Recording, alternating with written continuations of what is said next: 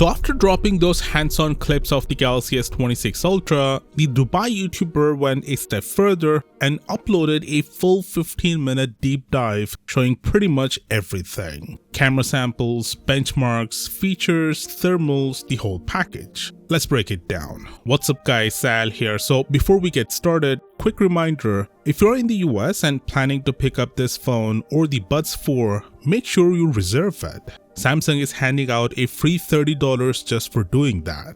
On top of that, you could get better launch deals and even a chance at winning $5,000. I've left the reservation link in the description. Just bookmark the link, and once the Unpacked event goes live, you can buy directly from there and possibly get early delivery. Links in the description. Also, the full 15-minute S26 Ultra video that Sahil uploaded is linked below, but I want to pull out 11 key things from it. Starting with the unboxing, nothing new here. It's basically identical to the S25 Ultra experience. The unit shown here is the white version, not the silver, and you can clearly see the design tweaks. Slightly more rounded overall, which we've already discussed plenty, so moving on.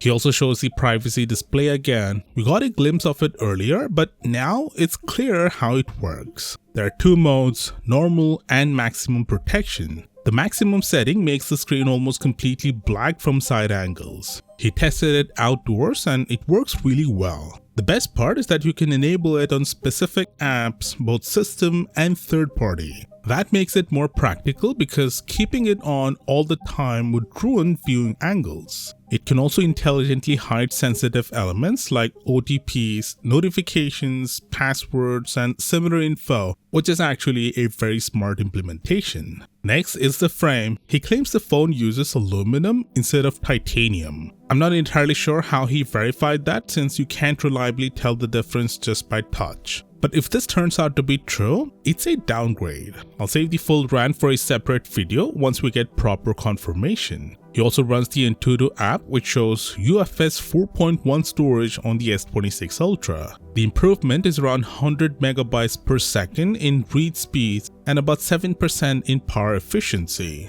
Not massive, but still progress. Antutu also confirms the chipset is the custom 4 Galaxy Snapdragon 8 Elite Gen 5, clocked at up to 4.74 GHz. Now looking at the benchmark numbers, Geekbench scores are in line with what we've been seeing in leaks, though the multi-core score is slightly lower than the 11,500 range that was floating around earlier. The wildlife stress test doesn't show a huge leap either, and Antutu shows roughly a 16% overall improvement. I'll hold final judgment until I test it myself. More importantly, he claims the phone stays cool throughout the day. Heavy benchmarks, camera usage, gaming, everything. That matters way more to real users than raw numbers. And if the aluminum frame rumor is true, then don't be surprised if Samsung spins thermals as the reason, just like we've seen similar narratives before with the iPhone 17 Pro.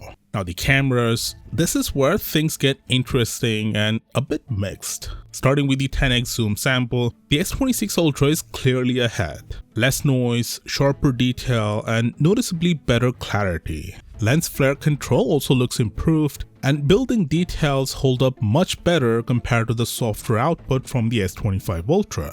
And remember, this is nighttime zoom where most phones struggle. The larger aperture on the 5x telephoto is clearly doing its job. Now, Samsung hasn't changed anything with the 3x camera, but the difference is still noticeable. The S26 Ultra captures a more natural looking image with balanced colors, neutral skin tones, and better detail. Samsung is clearly moving towards a more natural processing style instead of the heavier sharpening and contrast you see on the S25 Ultra. Some people will call this a downgrade because they'll prefer the older, punchier look, but some will also like the more realistic approach. There's no right or wrong here, it really comes down to personal preference. Let me know which one you prefer in the comments. Overall though, the low-light performance looks improved across the board. Daytime photos are easy for most phones now. Night performance is where the real gap shows, and the S26 Ultra seems to be moving in the right direction.